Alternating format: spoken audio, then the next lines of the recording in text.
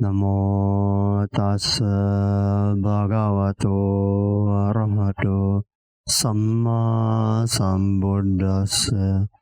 Namo tassa bhagavato arahato samma sambuddhassa. Namo tassa bhagavato arahato samma sambuddhassa. Today, the topic I would like to share with you is the Science of Satipaṭṭhāna. The topic, the word Satipaṭṭhāna, for most Buddhists doesn't require much explanation because it's a common term. It's quite widespread, common knowledge that this is a very important training in the Buddha's teaching. Very important training. In fact, it is given in the text that it is the one way, or sometimes translate only way, or one way. Very important. If you don't go through this training, according to Venerable Sariputta, all the past Buddha attained Buddhahood through Satipaṭṭhāna. So this is important sutta for practice. Since it is a journey that all past Buddhas have gone through, it was said by Venerable Sariputta and recognized by our Lord Buddha. So this is important. It is important that we also understand the science of it, the scientific of the working, the natural fundamental laws that work behind this. So that in this modern era of science, we can have more confidence towards the Buddha's teaching, knowing that there's no mystical things behind the teaching. It's science. It is not something that very mystical, inexplicable, not like that. It is something that we can penetrate directly and understand the working of it. So let's look at this. The second paragraph, the Udeso, preamble. In the preamble, Udeso, the Buddha put these very wonderful words. Ekayano ayang bikawe maggo satanang visuddhiya. Soka paridevanang samatikamaya dukkha domanasana athangamaya nyayasa adigamaya nibbanasa sachikarayaya yadidang cattaro satipaṭṭhāna.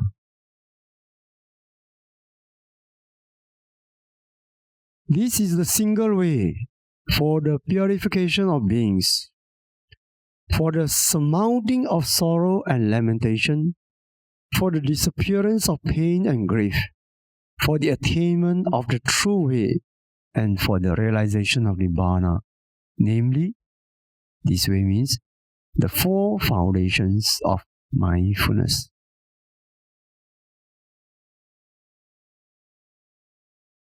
Katame cattaro. Ida bhikkhave bhikkhu kaye kaya nupassi viharati atapi sampajano satima vinayaloke abhijadomanasang. Similarly, Vedanasu, Chitte, Dhammesu. What are the four? Here, because a bhikkhu abides contemplating the body as a body with other comprehension and mindfulness, having overcome covetousness and grief for the world, and then proceed with feelings and mind and Dhamma objects, which is actually mind objects. Everything is included. So I want to bring your attention to this. Sometimes people translate mindfulness as awareness. Even a murderer, a robber can have awareness. clarity. So awareness, very careful, very sharp. But those are not mindfulness. So awareness is included in mindfulness. But we cannot translate mindfulness as awareness. Mindfulness are always good, always for wholesome. There's no wrong, bad mindfulness. Mindfulness is always good, always very balanced. So you cannot say any bad people doing evil, committing evil with mindfulness. There's no such thing. You only do good with mindfulness. You never do bad things with mindfulness. Okay, anyway, today's point is go to the science of it. Let's look at the four portions, four main portions. Kaya Nupassana, Vedana Nupassana, Chitta Nupassana, Dhamma Nupassana. In this. So, let's look at the first. Kaya Nupassana, the first chapter. There are 5 chapters in Kaya Nupassana, the first chapter. Anapana Pabang. Contemplation of the body, mindfulness of breathing. So mindfulness of breathing, Anapanasati, that you are practicing here, is the first practice in Satipaṭṭhāna. Please know that. I have students requesting, Pandey, can you teach us Anapanasati? We want to practice Satipaṭṭhāna. I say, why are you talking? I have to show them this sutta. Anapanasati is the first and foremost training in the Satipaṭṭhāna training. Okay? Now, I won't go into details because the details takes a long time. Even just to talk about Anapanasati, you can take up one whole week. So the purpose is to explain the science of it. Okay? Look at the word the Buddha used.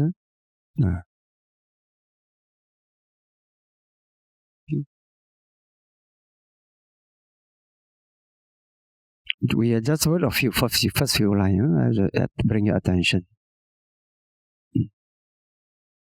This Anapanasati is the practice is to cultivate concentration. Look at it. Katancha panabikai biku kaya nupasi viharati. Ida bikai biku aranya gatawa rukamla gatawa sunya garagatawa nisidati palangka abujitwa ujung kayang panidai parimukang sating upatapetwa. This is a block practice, block teaching. You find this term, this block everywhere, in many places in the suttas.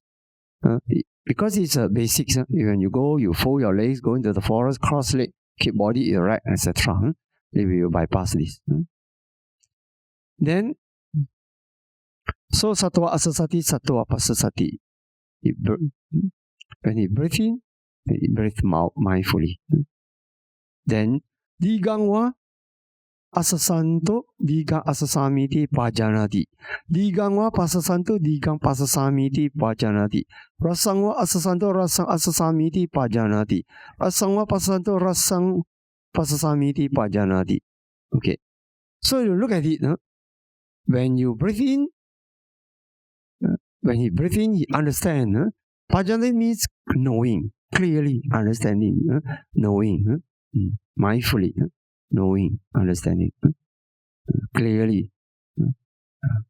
So through this clear focus, a yogi develop concentration. Later you will start to, when you go through the suttas, slowly you will get to know a better part of it. What the Buddha actually wants us to know. Okay, now you can look at it further. Okay, and then after that paragraph, the Buddha goes into Iti ajjatama kaya kaya nupasi viharati. You find this very frequently happen again and again in this sutta. Iti ajjatama kaya kaya nupasi viharati. Vaidawa kaya kaya nupasi viharati. Ajjata vaidawa kaya kaya nupasi viharati. Samudaya dhamma nupasiwa. Ajjata vaidawa kaya kaya. Internal, external, and internal, external. Then arising, vanishing, arising and vanishing. Samudaya Dhammanupasiva Kayasmi Viharati vaya Dhammanupasiva Kayasmi Viharati. Samudaya vaya Dhammanupasiva Kayasmi Viharati. Ati Kayotiva Panasasati Pachupati Tahoti. Yawadeva Jnanamataya Patisati Mata Anisitocha Viharati Nacha Kinchi Loki Upadiyati. Evam Biko Bikai Biku Kaye Kayanupasi Viharati. Thus he abides contemplating the body as a body internally, then externally, both internally and externally. Then he abides contemplating arising phenomena in the body. He abides contemplating vanishing phenomena in the body. Then arising and vanishing phenomena in the body. Then mindfulness that there is a body is established. Not that there's a body, there's a phenomena of body. It means that it doesn't mean it in a compact way.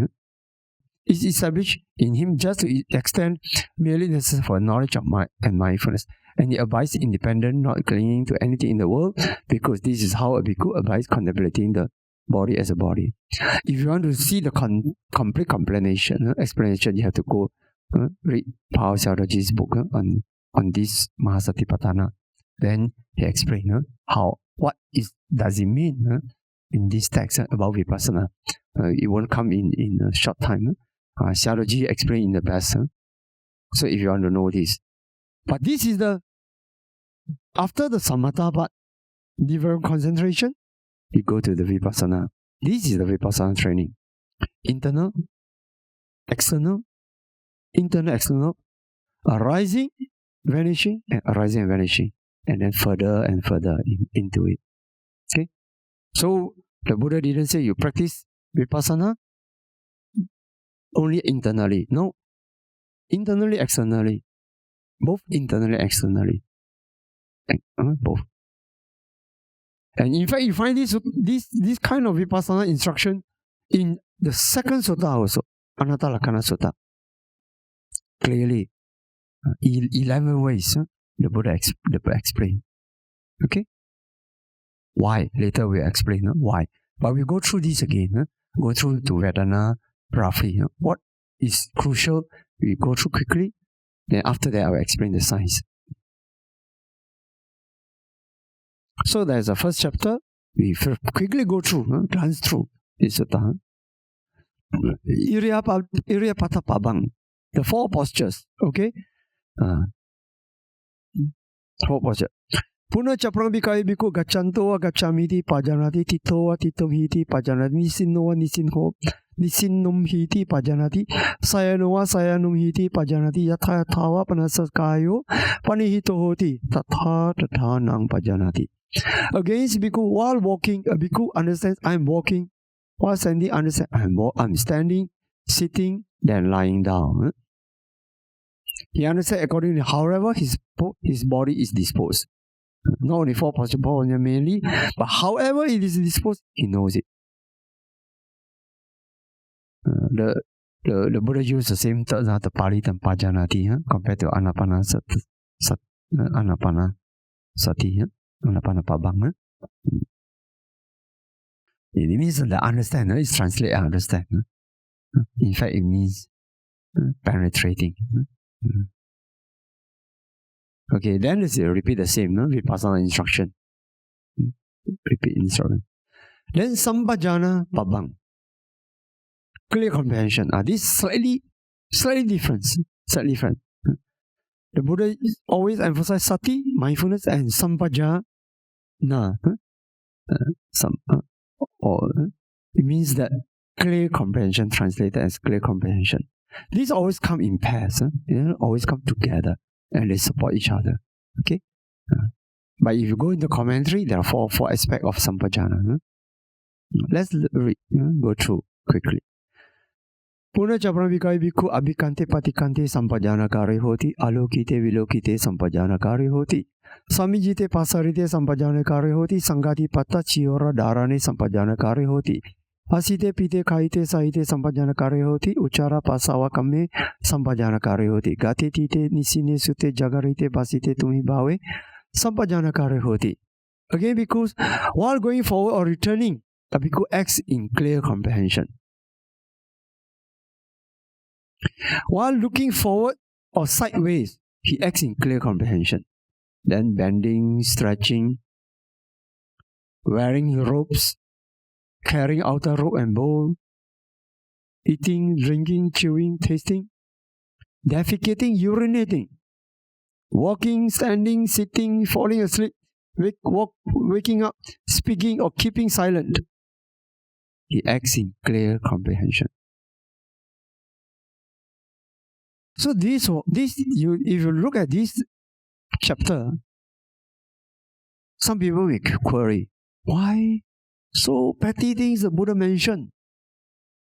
In fact, this is the smart, the wisdom of the Buddha. Anything, no matter how it appears to be insignificant to most people,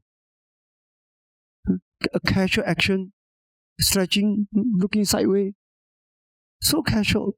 But the Buddha can employ this to cultivate our mind, help us towards liberation. How wonderful it is. There is a great wisdom and intelligence that can use anything, any experience in life can be utilized fully to enhance our mental qualities of purity. How wonderful it is. And in fact, for this reason, getting inspiration from this, while we teach Dhamma leadership, we also tell everybody, don't look down, despise bad experience. Any experience of life can be fully utilized for our good. That's it. But anyway, after this chapter, you see this same thing again. The Vipassana instruction comes. So, why the Buddha emphasize this Vipassana again and again? Seeing things as they really are. I want to see, penetrate nature. Why? Because this is the only way. If you want to attain liberation, you need to see reality, truth.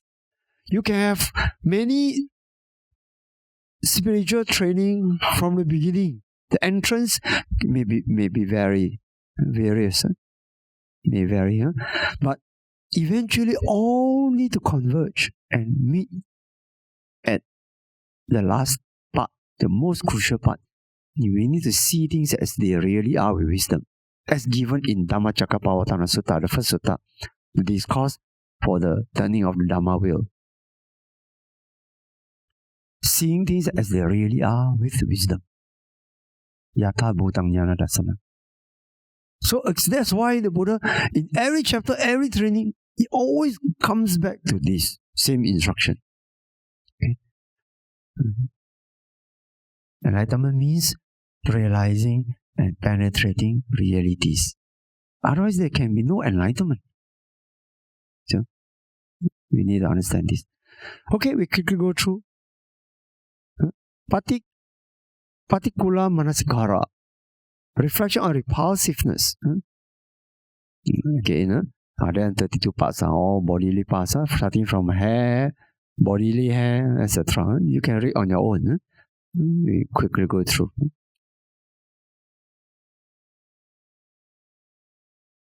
So you see the wonders of the Buddha is even the most ugly object, difficult object, impure object, the Buddha could use it to cultivate up to first jhana.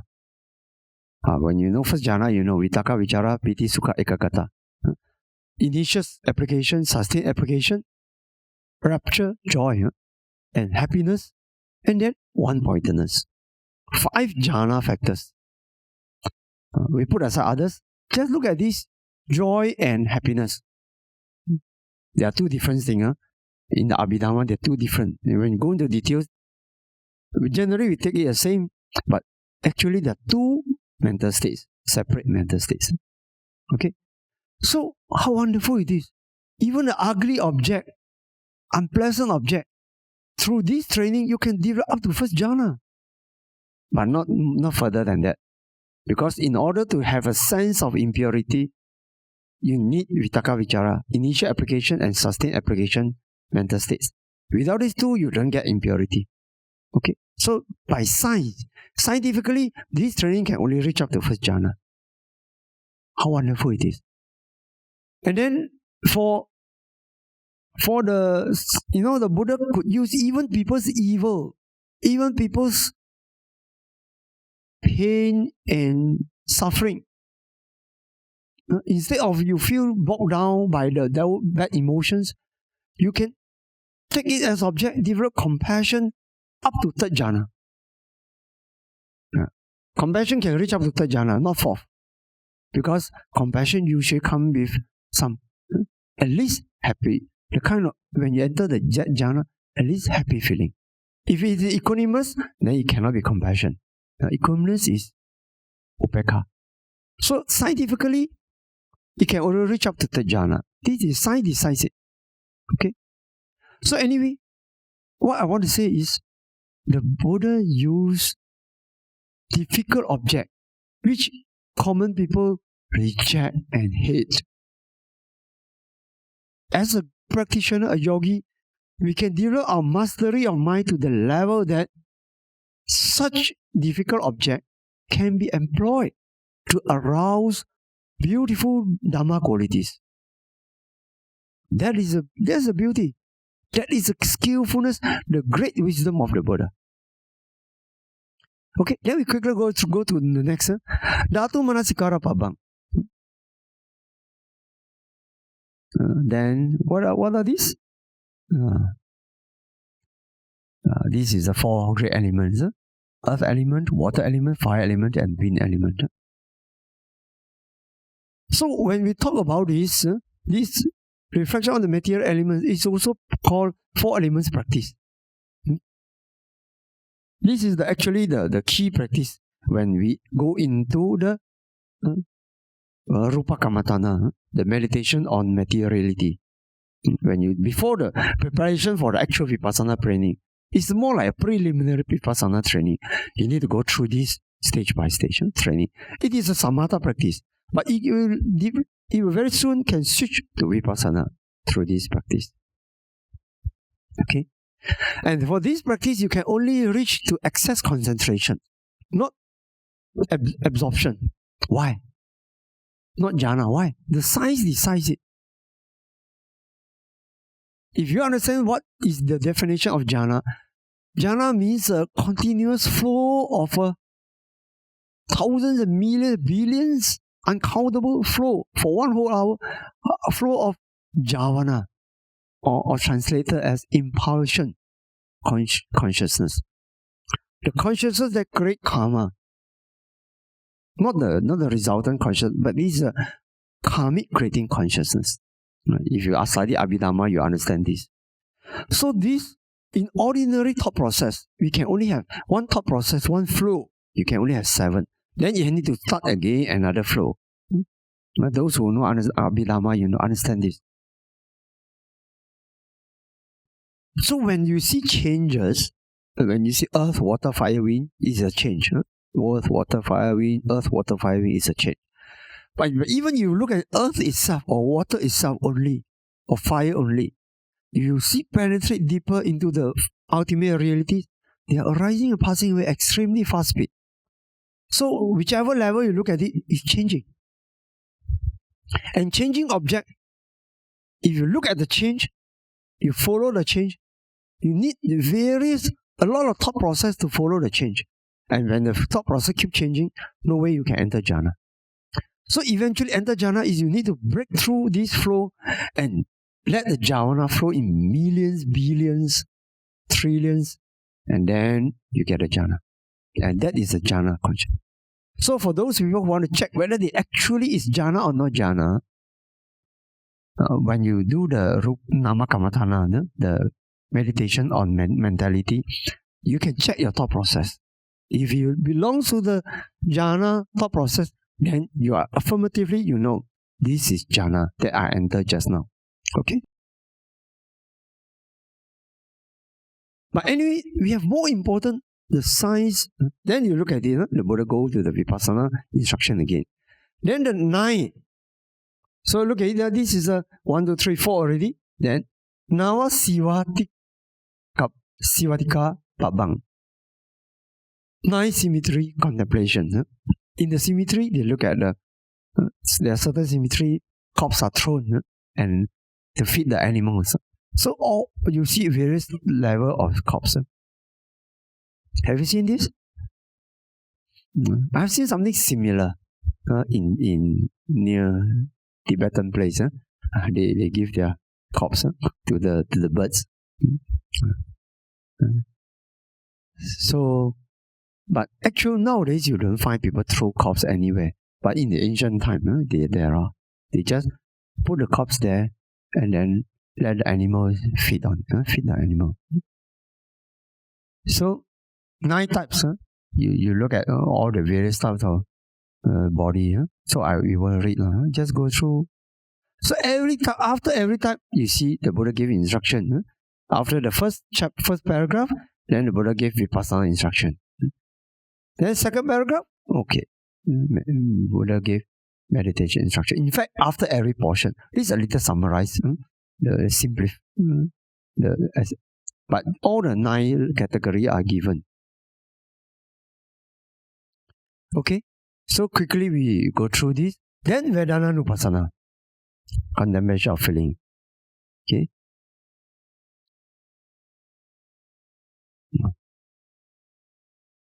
Sukhangva ida bhikkhave Sukhangva vedana vedayamano Sukhang vedana vedayamiti pajanati Dukhangva vedana vedayamano Dukhang vedana vedayamiti pajanati Adukkama Sukhangva vedana vedayamano Adukkama Sukhang vedana vedayamiti pajanati. Okay? All 3 types, 3 categories of mental feeling. Pleasant feeling, painful feeling, and neither painful nor pleasant feeling. Means neutral feeling. Sometimes we also translate and neutral feeling.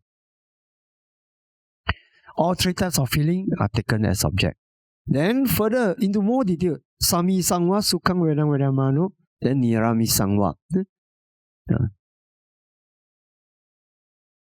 Pleasant, sensual feeling. Sensual or non-sensual. Okay.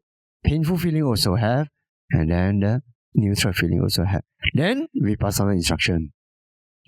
Iti ajatanga vedanasu vedanupasi viharati, bahidava vedanasu vedanupasi viharati, ajata bahidava vedanasu vedanupasi viharati. Okay, same. Similar to the body, but now it's a feeling taking as object. Feeling, because out of all the mental states, feeling is taken out highly. So important place. Even in the classification of 5 aggregates, feeling is taken as one aggregate. Why is feeling so important? Do you notice when you sometimes you get hurt? Oh, I feel hurt. Right? Not? Whenever you feel hurt, actually it refers to your feeling that get hurt. In fact, feelings sway the whole world. They suffer because of feeling and feel good also because of feeling. So because of it is so important, so much people cling to it. It is the most clung to kind of mental state. So because of that, we give special importance and attention to these feelings. Chittanupassana, contemplation of mind. These I want to put a bit bring attention to it. Kadanja Banabikai Biku Chitte Chittanupasi Viharati. Ida bikai biku saragangwa cittang saragang cittanti pajanati, vitaragangwa cittang vitaragang cittanti pajanati. Sado sangwa cittang sado sang cittanti pajanati, vitado sangwa cittang vitado sang cittanti pajanati. Samuhangwa cittang samuhang cittanti pajanati, vitamuhangwa cittang vitamuhang cittanti pajanati. Sangkitangwa cittang sangkitang cittanti pajanati, wikitangwa cittang wikitang cittanti pajanati. Mahagatangwa cittang mahagatang cittanti pajanati, amahagatangwa cittang amahagatang cittanti pajanati. Sautarangwa cittang sautarang cittanti pajanati, anutarangwa cittang anutarang cittanti pajanati. Samaitangwa cittang samaitang cittanti pajanati, asamaitangwa cittang asamaitang cittanti pajanati. Vimutangwa cittang vimutang cittanti pajanati, amutangwa cittang avimutang cittanti pajanati. Okay? And then the Buddha went on to give vipassana instruction. What the Buddha say? Again, because how does a bhikkhu advise contemplating mind as mind? Here, because a bhikkhu understanding mind with lust as mind with lust, raga. You understand mind free from lust as mind free from lust. You understand mind with hate as mind with hate. Then mind free from hate as mind free from hate. Delusion as then delusion, free from delusion. Then contracted mind, then distracted mind, exalted mind, unexalted mind, surpassable mind, unsurpassable mind. In Kara Supramandina, unsurpassable. Arahant mind. Then, etc. Concentrated, unconcentrated, liberated, unliberated. Actually, this covers all kinds of mind. All kinds of mind. Why not only good mind? Why bad mind also we pay attention? There's important science here. You see, why we take this training? We only take. Some people say, I don't like to look at unpleasant mind. Some yogi, when they first learn Rupa Kamatana, Nama Kamatana, meditation on mentality. The first time they notice that it's very pleasant to look at the good mind, the category of good mind. Very pleasant to look at it, to penetrate. Oh, nice. The more they observe the good mind, the brighter the mind becomes. But by the time you look at the dark mind, the evil mind, unwholesome mind, you find beginning they don't like, They don't like, because the dark mind is, you get influenced by the dark mind, unhappy mind. But in Vipassana training, we need to look at both mind. Okay, you are trained to see the both type of mind. Why? Because both types of mind, we can make good use of them to develop good mind, wholesome mind, wisdom mind. How? Now the science of mind, we got Citta Niyama. When the wholesome mind arises, you find that the unwholesome mind cannot coexist with it. No, because the mind only flow in a single flow. So you don't find two minds running parallel to each different person. One for any single person, individual, only a flow of consciousness. You don't find two consciousness flow together, no. Only a flow of consciousness. So when the mind is in wholesome state, unwholesome mind doesn't arise. When the mind is in unwholesome state, then wholesome mind doesn't arise. That is why when you get emotional, your wisdom usually, you cannot apply wisdom. You cannot. Even you think you know, you think you are wise, still not. Very risky. Yes, it is possible sometimes we have a wholesome mind and unwholesome mind, wholesome mind and unwholesome mind mixed together. But not in any single moment. In any single moment, either your mind is wholesome or unwholesome. But sometimes people feel, I'm both wholesome and wholesome together. No, not in any particular single moment. But sometimes it can intercept each other very quickly. So, now, if you understand this Citta Niyama, this science of mind, then you can understand why the Buddha employed this meditation technique for us to purify our mind. When unwholesome mind, when contracted mind, when distracted mind, narrow mind appear, the Buddha wants us to observe instead of rejecting it, instead of hating it, instead of grumbling about it. We take unwholesome mind as our object in order to cultivate ourselves. Why? The mind doesn't look at itself, just like our eye doesn't look at itself. You don't see your eye, you need to see use a mirror to see. So the mind, when we say the mind knows the mind, actually is one subsequent mind taking the previous mind, not in the immediate following sequence, but the subsequent thought process, taking the previous thought process as object. For example, when you get angry, you get very angry, then we will advise you to observe your anger. Look at your anger.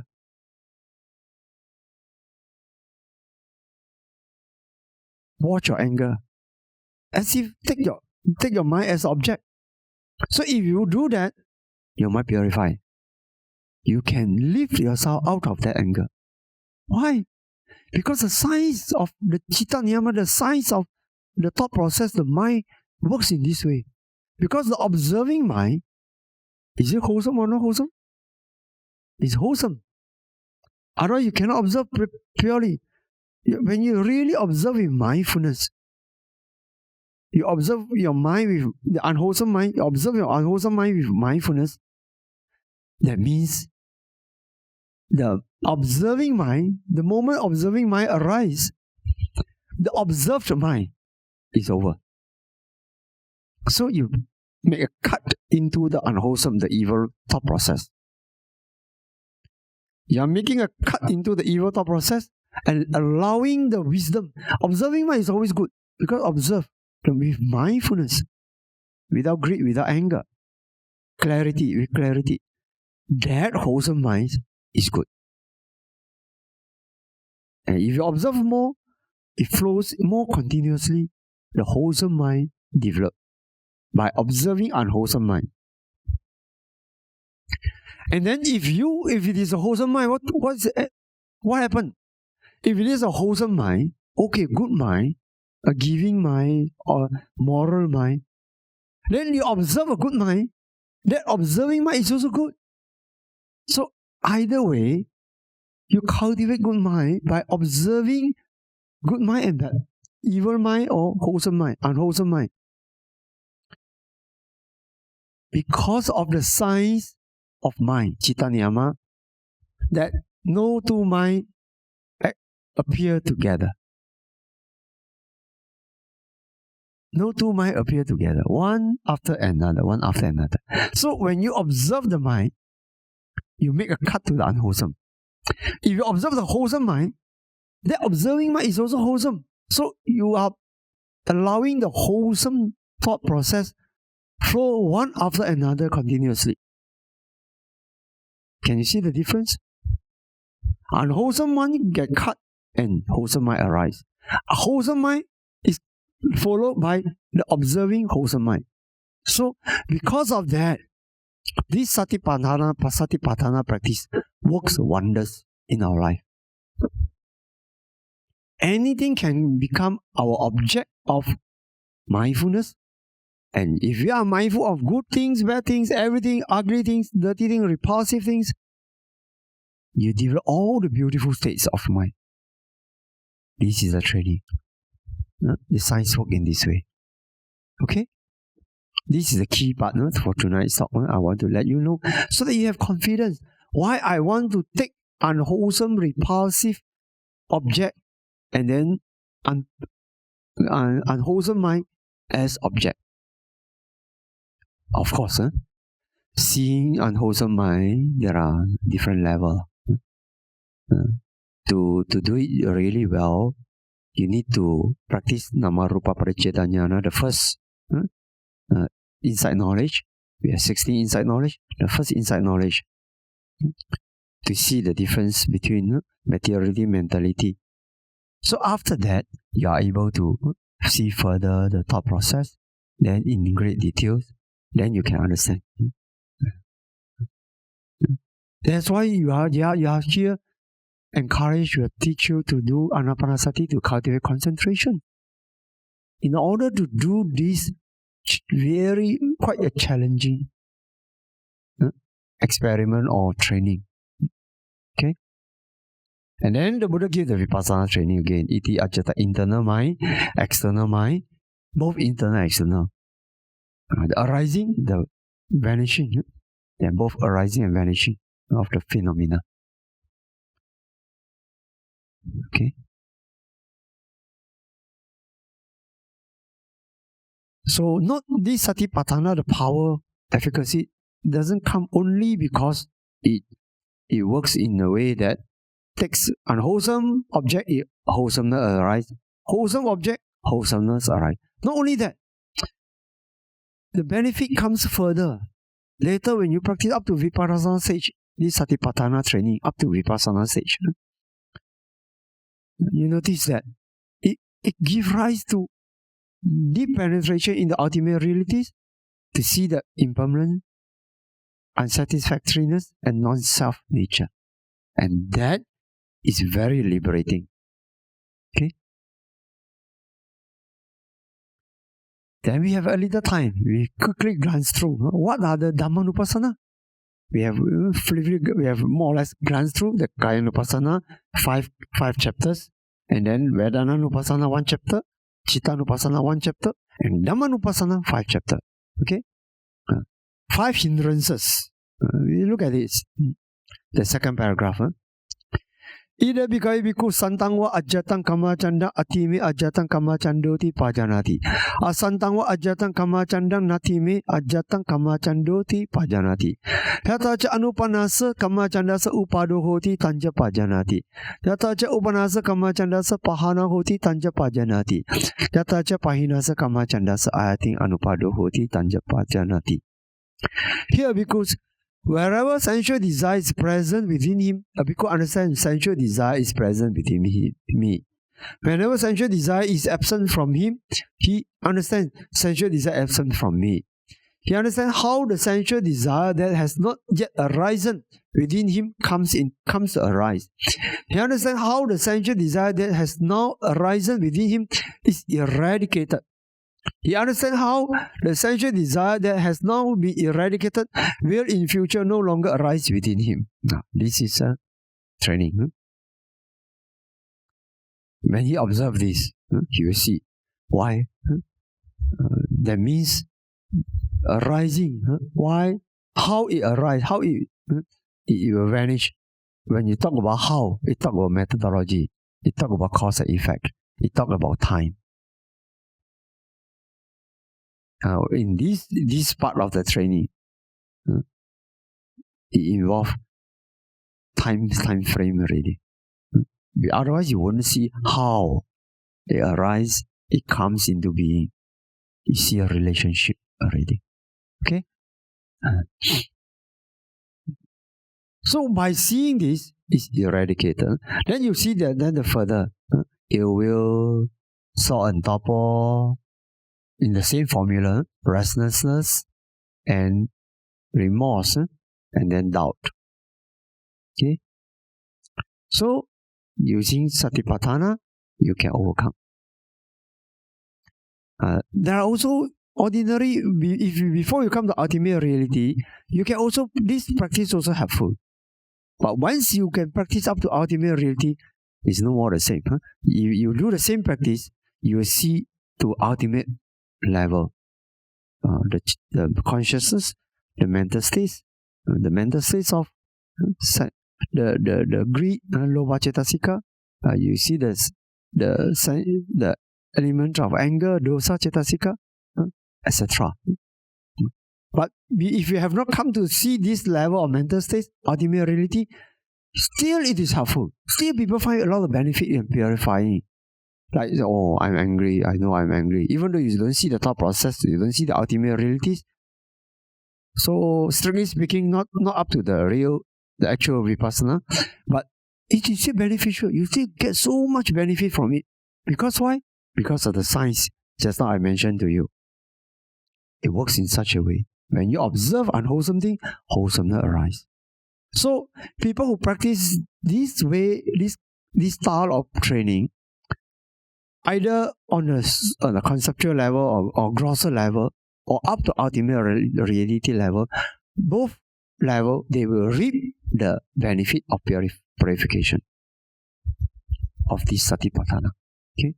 So you don't find no benefit. It's always beneficial. Whatever level you do this practice. But if you want to do this practice for actual eradication of our defilements, practice concentration up to the point you can see ultimate realities. What are ultimate realities? Chitta, consciousness, cetasika, mental states, rupa, materiality. These three are vipassana objects. And nibbana, nibbana is a result, the end of your success, your vipassana success. Okay? Look at this khanda pabang, the 5 clinging aggregates. Why we say clinging? Because being cling to this. So it's all clinging aggregate. Sometimes we say 5 aggregates, but sometimes we say 5 clinging aggregates. This is for training. For arahants, you don't say 5 clinging aggregates. You say 5 aggregates. You have no more clinging. 5 aggregates. Arahant. Only arahant is no clinging. Other people, we say cling on to this. So, look at this, the second paragraph. Ida bhikkhavi bhikkhu iti rupang iti rupasa samudaya iti rupasa athangamo iti vedanaya samudaya iti vedanaya athangamo iti sanyaya samudaya iti sanyaya athangamo iti sankharana asamudaya iti sankharana athangamo iti viññānasa samudaya iti viññānasa athangamo ti. Here, because we understand such is material, such is its origin, such is its destruction. Such is feeling, such is its origin, such is its destruction. Such is perception, such is origin, such is destruction. Such are found formation, such is their origin, such is their destruction. Such is consciousness, such is their origin, such is its origin, such is its destruction. Then the Buddha goes on to give vipassana instruction. Then the third part,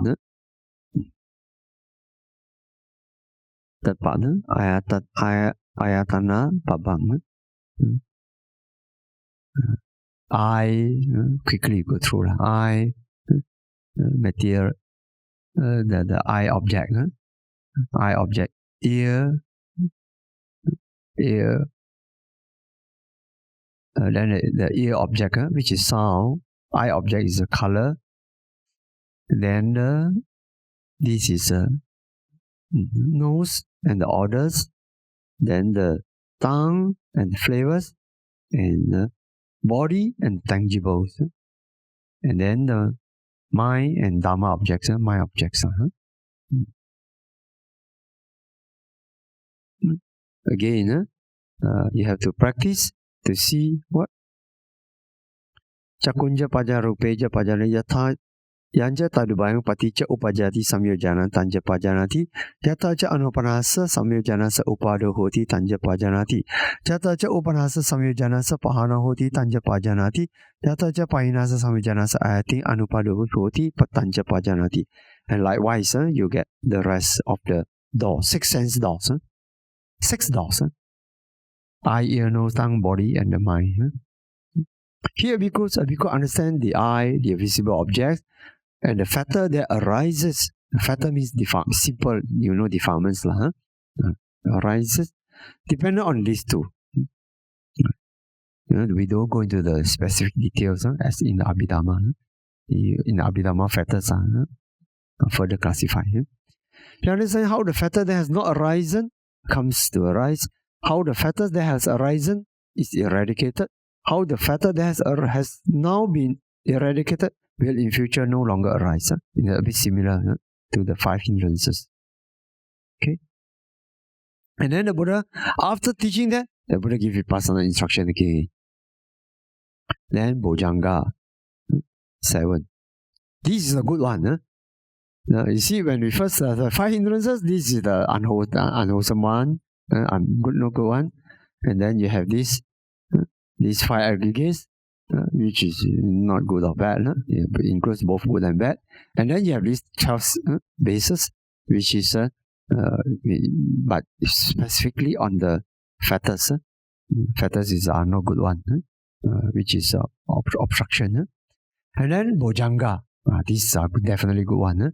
7 factors of enlightenment. This is a good one. Let's see how the Buddha approached this. The second paragraph. Okay. Ida bhikkhavi bhikkhu santang wa ajjatang sati sambojjhanga atime ajjatang sati sambojjhango tipajanati. Asantang wa ajjatang sati sambojjhangang atime ajjatang sati sambojjhangang sati sambojangoti pajanati. Yata cha anupanasa sati sambojangasa upadoti tanja pajanati. Yata cha upanasa sati sambojangasa bhavanaya paripurihoti tanja pajanati. Here, because when the enlightenment factor of mindfulness is present within him, a bhikkhu understands the enlightenment factor of mindfulness is present within me. When the enlightenment factor of mindfulness is absent from him, he understands the enlightenment factor of mindfulness is absent from me. He understands how the enlightenment factor of mindfulness that has not yet arisen within him comes to arise. He understands how the enlightenment factor of mindfulness that has now arisen is developed and perfected. Let's see how the Buddha employed is no more talking the vanishing, talking how it is perfected. So when you the mind taking the mindfulness as object, mindfulness taking mindfulness as object, you see or not? When the mind means subsequent thought process, mindfulness taking mindfulness as object, then it further perfect. But defilements are not like that. Defilements, the mindfulness taking defilements, hindrances, or the fetters as object, it vanish and then no more arise. But if you use apply mindfulness on the wholesome thing, on the 5-7 factors of enlightenment, it gets further perfected. Okay? Can you see that? This is because how it works like that? Because of the science that no two might exist together. It comes in a flow. So because of that, when you have your observing mind, your mindfulness thought process appears, then the unwholesome one vanish. But if you observe the good one, the observing mind arise, then the observed mind, the wholesome one, is followed by the wholesome observing mind, which wholesome, it comes in the wholesome flow, and then the good qualities get further perfected. Then the second factor of enlightenment, Dhamma Vichaya, investigation of Dhamma. Then the third one, Virya Sambojanga,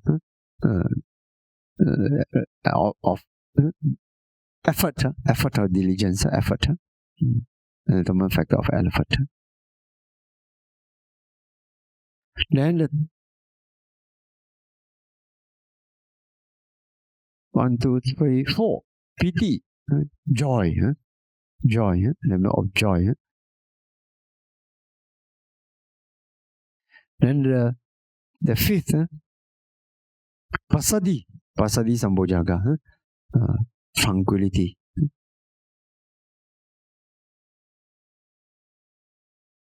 Then samadhi, concentration. Then upeka sambojaga, the enlightenment of equanimity. Okay. Then follow with personal instruction. So four chapters gone for the Dhammanupassana. Then the last chapter, Satyapabang. Ida bhikkhave, can you see the Satyapabang, the second paragraph?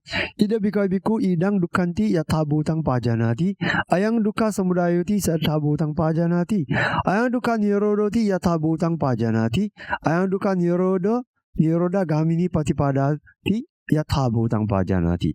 Here, because bhikkhu understands as it really is, this is suffering. He understands as it really is, this is the origin of suffering. He understands as it really is, this is the cessation of suffering. He understands as it really is, this is the way of practice leading to cessation of suffering. You see the word yathabhutang pajanati. Pajanati is seeing. Similar to the, basically it's similar to yathabhutang jnana dasanam. Yathabhutang, same. As not creating, not imagining, not philosophizing, not logical reasoning, no. As they really are. No fancy, no creating. This is the meaning, yathabhutang. Pajanati and dasana, same. It means seeing. Yathabhutang. So seeing here is not mentioned jnana. Of course it's jnana. When you see like this, wisdom is there. Mindfulness is there. So, seeing. So in the Buddha's teaching, you can find anything about enlightenment. It's always this tool, seeing as they really are with wisdom. always comes with it. Without it, no way. The Buddha can use different language, different way of presentation, but it means the same thing. In order to get enlightenment, you need to see realities. Otherwise, you cannot call. What is enlightenment? Enlightenment is not something fanciful, strange, imagine object. No, it's realities. When you see a reality, that's enlightenment. Different level of realities, different depth of realities. So, okay. So this is, if we say this is the only way, if people criticize, that's too bad. It doesn't mean other skillful means cannot be employed. But eventually all must converge into this. Seeing things as they really are with wisdom. If you miss this, you miss everything. Okay? Suffering, origin of suffering, cessation of suffering.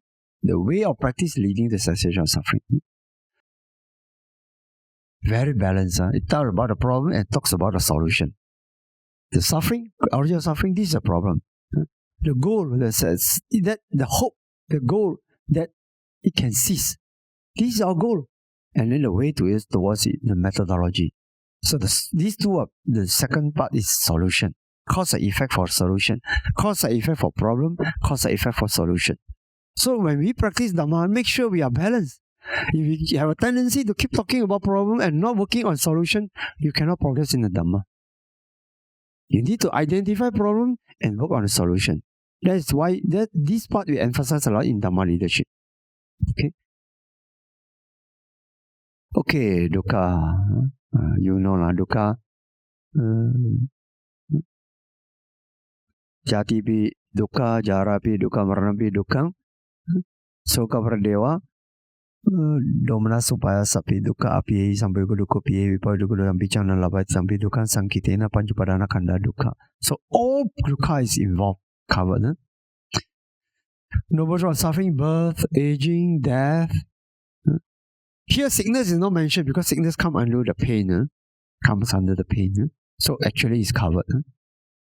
Birth, aging, death, sorrow, lamentation, pain. Here pain involves the sickness. Grief and despair are suffering. Associated with the dislike is suffering. A separation with light is suffering. Not getting what one wants is suffering. In short, the 5 aggregates of clinging are suffering. Is it true? Do you find this in you? Sometimes, why? We don't get what we want, we get angry, we don't like, Bante, I don't like to sleep with this person, he keeps snoring at night. You get unhappy. Why? Associate with what you don't like. So the Buddha already tells it all. But in short, the most important, the last verse. Sankitena pancapadana kanda dukkha. In short, the 5 aggregates of clinging are suffering.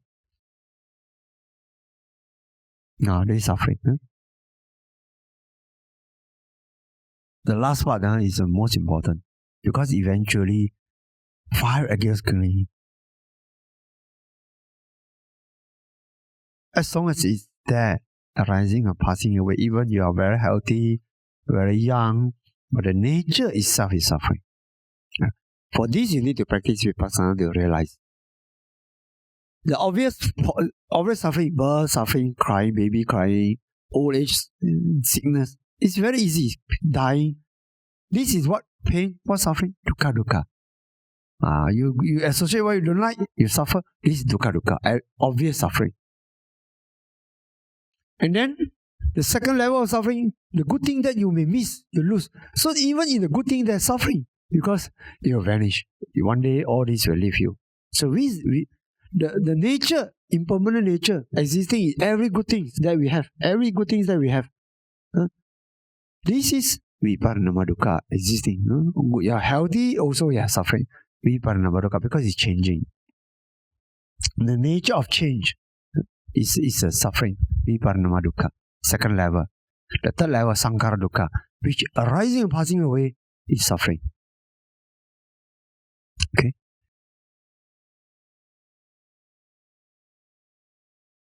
Okay, we quickly go through. Then this one. Then the Buddha goes to say the arising, the origin of suffering. In this sutta, when the Buddha explained the arising of it, the Buddha explained in the practice way. Slightly different from in other suttas, when the Buddha explained this Four Noble Truth. Katamanca bhikkhave dukkha samudaya arya satyang yayang tanha ponubhavika nandiraga sagata tatra binandini syati idang kamma tanha bhavatang vibhavatanha. Sako panesa bhikkhave tanha kata upajamana upajati kata nivisamana nivisati. Yang loke piyarupa satarupa etesa tanha upajamana upajati etta nivisamana nivisati. Okay? And because what is the noble truth or origin of suffering? There is a craving that gives rise to birth, bound up with pleasure and lust, finding new delight now here and there, now there. There's to say sensual craving, craving for existence, craving for non-existence. Okay? And because where does this craving arise and establish itself? Wherever in the world there is anything agreeable or pleasant, there this craving arises and establishes itself.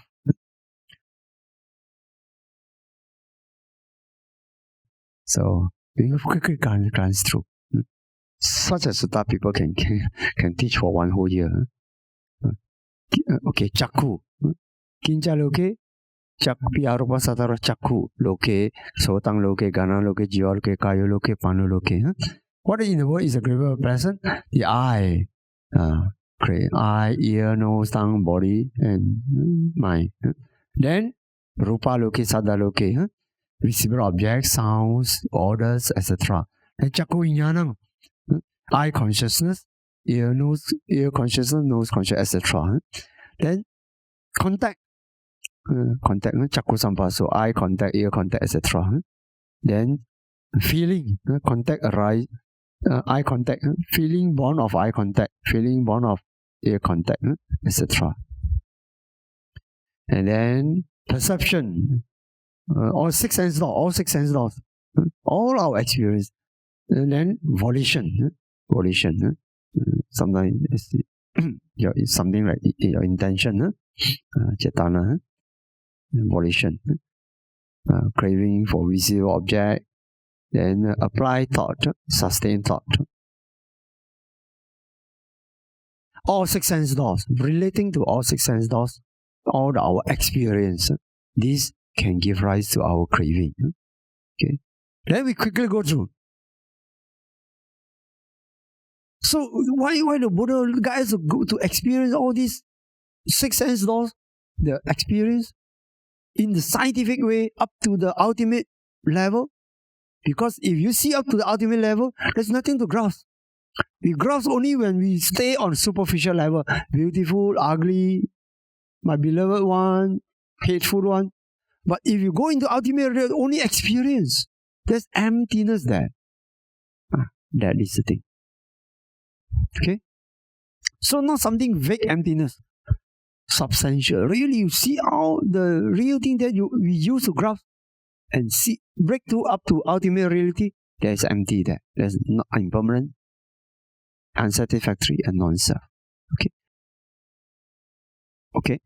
Then cessation of suffering. Same. Look at it, same. Where? Let's look at the second paragraph. Sako panesa bhikkhave tanha kata payamana payati kata nirujamana nirujati. Yang loke piyarupam satarupa etesa tanha payamana payati etta nirujamana nirujati. But because how does this craving comes to be abandoned? How does this cessation comes about? Wherever in the world there is anything agreeable, pleasant, where there is a craving comes to be abandoned, there this cessation comes about. Agreeable and pleasant. Wherever the good things, the craving arise, there it is abandoned. This is very important.